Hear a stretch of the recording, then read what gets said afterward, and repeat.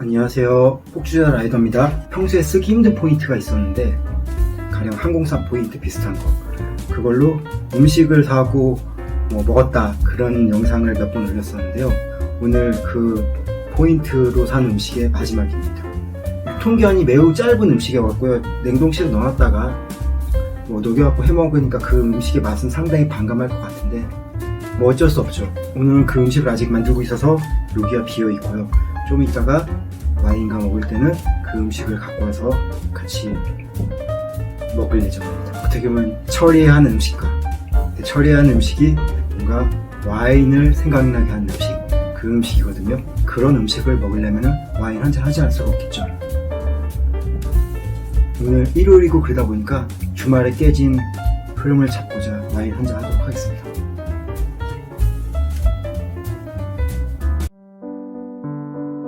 오늘 마시는 와인은요, 집집 왁스 쉬라즈 2017년 빈티지고요.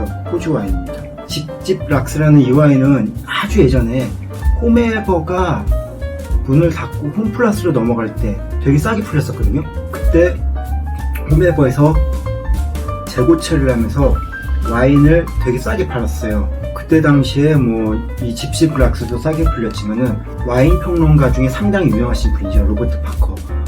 그분이 그 시점 이상을 줬던 와인들이 대다수 싸게 풀렸었고요. 그래서 그때 당시에 와인 동호회에서 난리가 났던 기억이 있습니다. 하도 사람들이 와인 사러 많이 홈에버에 가니까 영원한 집이다 그런 우스갯소리도 좀 있었고요.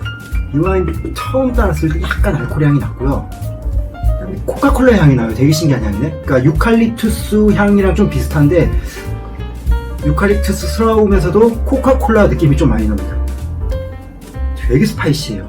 약간의 산도도 있고요. 탄닌도 있는데 그 까끌까끌함이 아주 심하진 않네요. 탄닌이 살짝 센 편에 속한다고 생각은 드는데 그렇다고 해서 심하게 까끌까끌거리진 않는 느낌.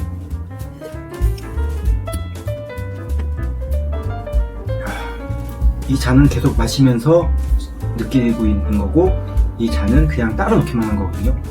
그 아까 얘기했던 유칼립투스 향이 강하면서 코카콜라 향 비슷하게 나는 게 이게 되게 심하네요. 되게 강력해요. 쉬라즈지만은 밀키함이나 그런 건 의외로 좀 안 느껴지네요. 전형적인 호주 쉬라즈 같은 경우는 물론 이런 스파이시함도 있지만은 그 유질감, 우유 같은 느낌도 있고 그런데 이거는 그런 느낌 별로 없어요. 전형적인 느낌 중에서도 스파이시함만 많이 갖고 있는 와인입니다. 목 넘길 때는 약간 어시한 느낌 중에서도 불에 타고 남은 그런 재 느낌도 좀 나고요. 근데 향 같은 경우가 단순하면서 강해요. 그렇기 때문에 향에서 막 특별하게 인상 깊다 그런 느낌은 아니고요. 맛은 오히려 좀 더 괜찮은 것 같아요. 향보다는. 변화가 크진 않네요. 약간의 양파 냄새 같은 그런 향도 나요. 오늘은 좀 재미있는 걸 또 하나 말씀드리려고 하는데요. 이 아로마 키트라는 게 있어요. 와인을 드시다 보면 뭔가 향을 표현하고 싶고 그럴 때 가장 좋은 거는 실제로 경험하는 건데 실제로 경험하기가 쉽지가 않고 그리고 결국에는 기억력에 의존해야 되는데 기억력이 좀 무뎌질 수가 있으니까 그래서 어떤 특화된 향들을 몇 종류부터 수십 종류까지 담아놓은 그런 키트가 있는데 그게 아로마 키트라고 하는 거거든요. 이거는 와인 동호회에서 공동구매로 구매했었던 거고 40가지 향이 나는 겁니다. 사과향, 딸기향, 그런 아로마부터 가죽향이라던가 바닐라향, 그런 부케 향도 포함하고 있고요. 재미있는 게 이 키트는 사람 배설물, 그런 안 좋게 와인이 상했을 경우의 향도 좀 포함하고 있습니다. 그래서 좀 더 재밌었던 아로마 키트였고요. 근데 아로마 키트라는 게 단점은 분명히 있어요. 이게 결국엔 실제 향이 아닌 가공된 향이기 때문에 향의 특별한 냄새를 극대화한 그런 향이라서 실제 향과는 좀 차이가 있고요. 예를 들어서 바닐라 같은 경우는 이 아로마 키트 같은 경우는 우리가 아이스크림 먹을 때 나는 그 달달한 바닐라 향을 포함하고 있는데 그렇게 가공되기 전에 바닐라 향 같은 경우 되게 독하더라고요. 똑같은 바닐라라도 가공되기 전, 후 이렇게 다르게 향이 날 경우에는 좀 오해가 생길 수도 있죠. 어떤 사람은 그 바닐라 가공되기 전에 강한 향을 갖다가 바닐라 향이라고 생각했는데 어떤 사람은 그 후에 가공된 향을 바닐라 향을 생각할 수도 있고 세상에 수만 가지 향이 있겠지만 그걸 사람이 다 표현하기 어려운 거고 그런데 얘가 갖고 있는 수십 가지 향을 기억하다 보면 와인을 마셨을 때 그런 향을 좀 더 표현하는 데 확실히 도움이 됩니다. 오늘의 음식은요, 이 음식 끓이고 됐으면 빨리 먹고 싶어갖고 아까 끓이면서 녹화를 시작했는데요, 밀푀유 나베입니다. 제가 음식을 제대로 잘 못 만들다 보니까 비주얼이 그렇게 좋진 않고요. 그리고 이거는 자주 나왔던 LA 갈비고요. 이거는 직접 키운 상추들입니다.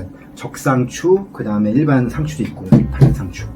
서울에 살지만은 뭔가 텃밭 같은 거에 대한 로망도 있고 그래갖고 제가 이런 걸 키워서 먹어요. 상추 같은 경우는 상당히 진짜 잘 키우고 먹기도 좋고요.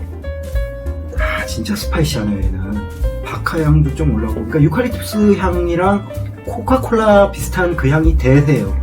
유칼립투스 향이 확실히 세긴 세고요.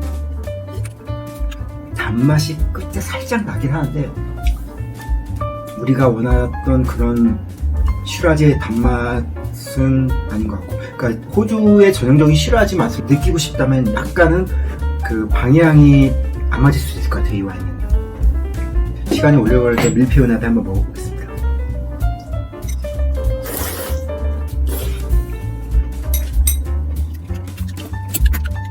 이 칼국수도 들어있는데요. 이것도 넣어서 먹으면 좋을 것 같습니다. 탄수화물이 들어가고 또 해장도 되는 그런 느낌? 술 마시면서 해장하는 느낌 참 독특한 것 같아요. 아주 스파이시하니까 고추장 냄새도 나요. 그리고 제가 키운 상추에다가 한번 고기도 싸먹어 보겠습니다. 상추를 직접 키우면요 되게 보들보들해요. 제가 작년에는 이 자리에서 사람들을 모아서 이제 번기도 하고 그랬는데 사람들이 좀 좋아하시더라고요. 유기농 상추잖아요. 전혀 농약 같은 거 안 넣고 그냥 그 자체에서 자라는 거. 제가 텃밭을 한 게 2017년부터 시작해서 4년째인데 똑같은 흙에서 하다 보니까 흙이 이제는 양분을 갖고 있고, 그래서 땅에서 나는 그런 양분으로 만들어진 그런 좋은 상추인 거죠.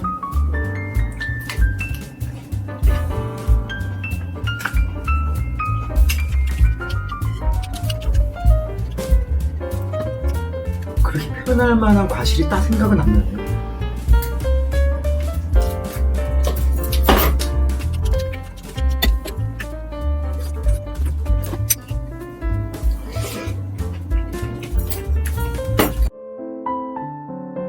오늘은 하나가 또 잔이 추가되는데, 이건 알코올 보충용으로 제가 잘 먹는, 예전에 한번 소개시켜드렸던 깜뽀린도 끓이한자입니다.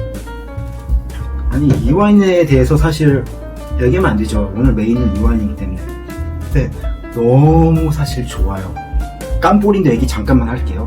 깜뽀린도라는 초저가 와인, 7,000원도 안 되는 그 와인은 가격적인 그런 한계 때문에 바틀베르심이 커요. 그때 제가 동영상을 찍었을 때 마셨던 거는 아주 막 좋다 그런 느낌이 안 들었는데 똑같은 빈티지일 거예요. 2015년 빈티지거든요. 만약에 이 바트를 먹었다면 할 얘기가 많았겠네요.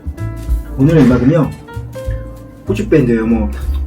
호주 와인은 제가 많이 마시겠지만 호주 밴드를 소개시켜드릴 경우는 참 드물 것 같아요. 호주 밴드 중에 유명한 밴드가 없진 않지만은, 저 같은 경우는 여행을 갈 때 제가 갖고 있는 음반 중에서 제가 가는 나라의 아티스트의 곡을 넣어 갖고 가서 그 나라 여행하면서 계속 듣는데요, 호주는 의외로 넣을 게 없더라고요.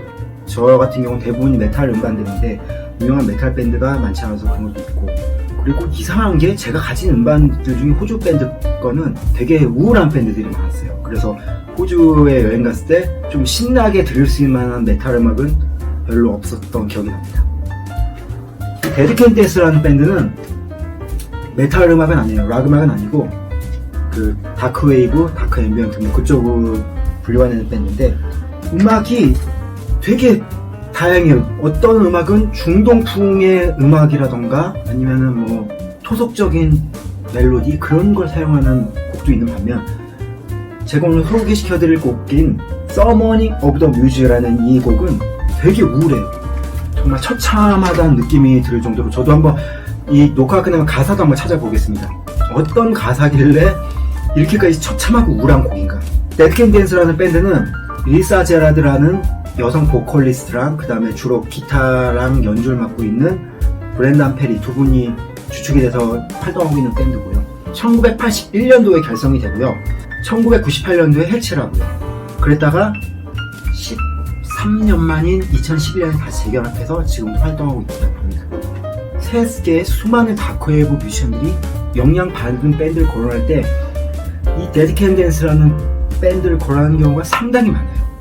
음악의 약간 변방인 느낌의 호주에서 다크웨이브라는 그 장르에 대해서는 세계적으로 엄청난 영향을 끼친 거죠.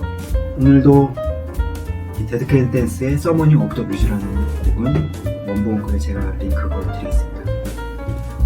와인 좋긴 한데요. 뭔가 이 와인에 대해서 얘기할 만한 거리는 많지는 않은 것 같아요. 이게 가격이 15,000원 정도 되거든요. 그러니까 친구들이나 가족끼리 편하게 고기를 먹으면서 뭐 식사를 하면서 한잔하기에 좋을 것 같습니다. 행복한 주말 저녁 보내시길 바라고요. 구독, 좋아요, 알람 부탁드립니다. 감사합니다.